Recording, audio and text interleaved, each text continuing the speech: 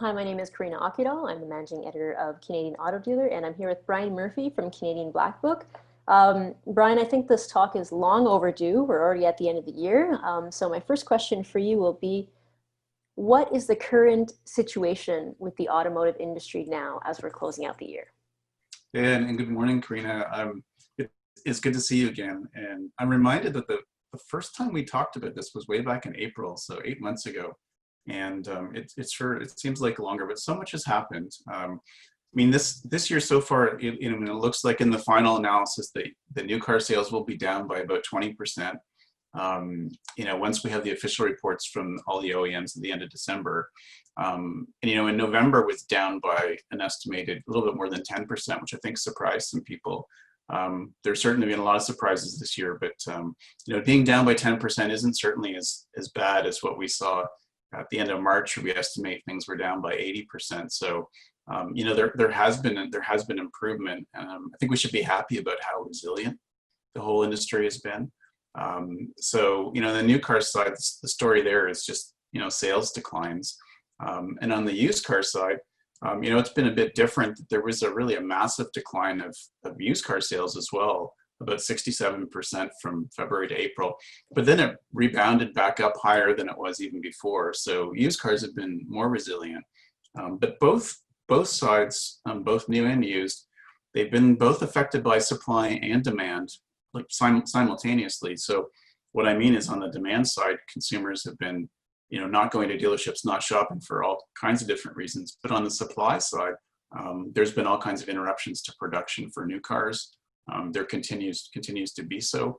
And then on the used car side, there's been a shortage of used cars because people haven't been trading cars in. Rental car companies haven't been selling as many cars. Haven't been selling as many cars. And a lot of dealers are buying the vehicles from the consumer at the end of the lease.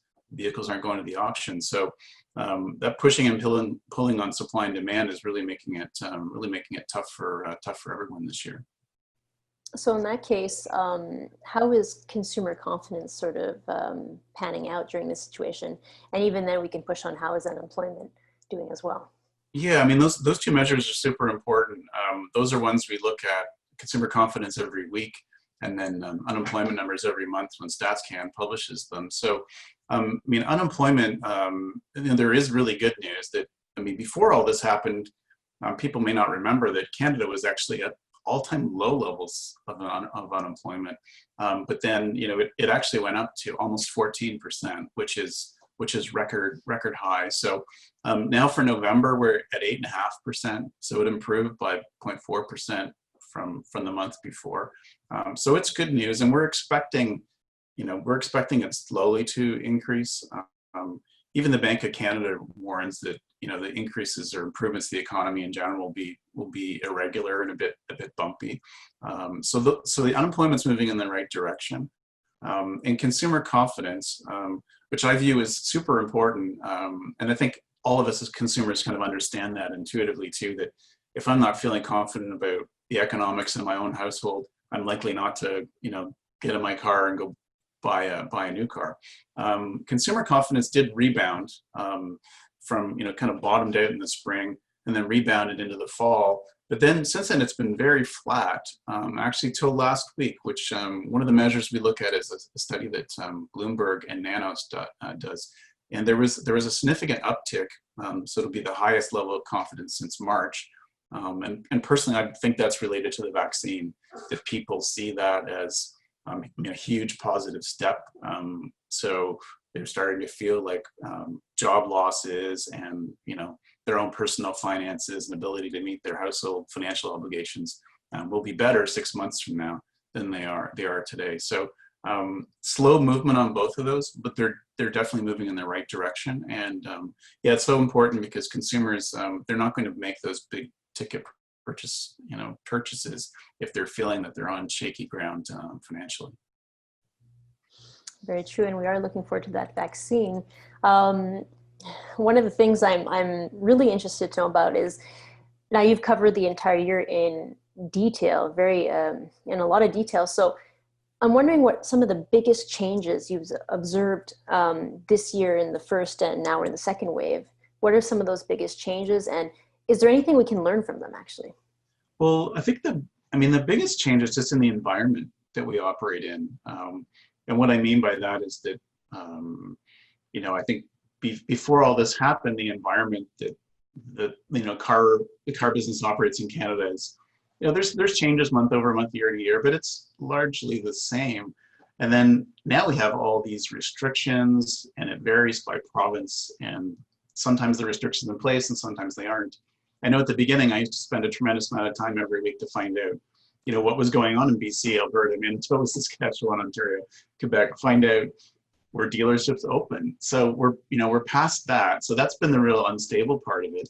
And that's been the real big change, is that, we all have all these measures in place to protect the dealership employees, protect the customers. But the biggest change is just that operating environment is different. And I think what dealers have learned from this is that you have to move quickly, you have to innovate, be creative. And I think you have to try new things too. And I think what a lot of learnings have been, even for OEMs as well, is that you have to try new things, even if you're not sure that it'll work, it's never been tried before. Try it for a month and see what'll happen. I guess it was late last week, I read that Hyundai had started this home delivery test drive program. I think that's great, because that'll get cars in the hands of prospective consumers to test drive them, who maybe were hesitant to go to the dealership to do that. So, with this dynamic environment, I think it's really important that dealers are dynamic as well. And, I think the ones that are during this period of time, they'll be rewarded in terms of, they'll do well from a business standpoint compared to their peers. Well, with that, I'm wondering if you have any additional good news you want to share with dealers, or any advice or comments as we close out this session and also the year. Yeah, I think there's a lot of good news, especially if I compare back to the spring, like when we first talked. I mean, the list of things that were uncertain was a pretty long list. In fact, at that point in time, one of our scenarios for the industry was that we were contemplating that sales could be down by 40%. If dealerships just stayed closed for months and months, and thankfully that didn't happen. So, I mean, the good news is that now that people are, getting vaccinated, or about to, I think in Canada as soon as Tuesday is the last date that I saw, we're really approaching the end of this. So, as a result, I think unemployment is going to continue to improve, confidence is going to continue to improve. So there's tons of good news there.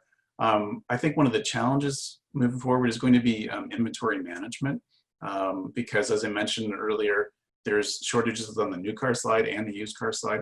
I think those could continue throughout the year, especially on the new car side. I think it's reasonable to assume that all the different production facilities in the world, a lot of those are going to be shut for a few weeks here and there, hopefully not longer, but just because of interruption to the supply chain caused by COVID until everyone is vaccinated.